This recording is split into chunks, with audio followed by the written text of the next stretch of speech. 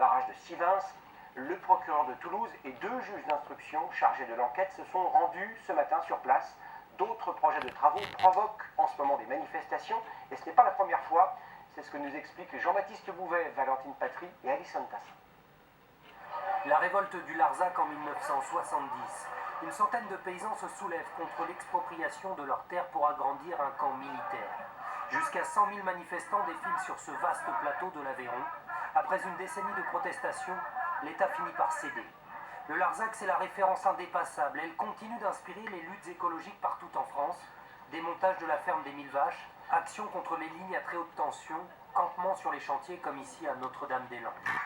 La ferme de Sylvain Fresneau est dans le périmètre du futur aéroport. Il fut l'un des premiers contestataires. On a l'impression qu'il y a du gaspillage d'argent, de terre, de tas de choses. Et voilà, les gens ne s'y retrouvent plus et donc on lutte contre ça et on n'en fait pas. Des lieux de lutte qui sont autant de ZAD, des zones à défendre, pour ces militants écologistes qui se font désormais appeler les zadistes. Ici dans la Meuse, ils occupent une grange à quelques mètres du futur site d'enfouissement de déchets radioactifs. Ça fait 10 ans que des militants se relaient pour faire vivre cette maison et informer et encore informer.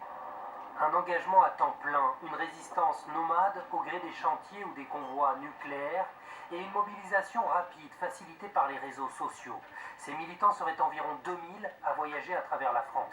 C'est pas vous qui prenez la manœuvre, ok ? Une centaine d'entre eux, très radicalisés, cherchent régulièrement l'affrontement avec les forces de l'ordre.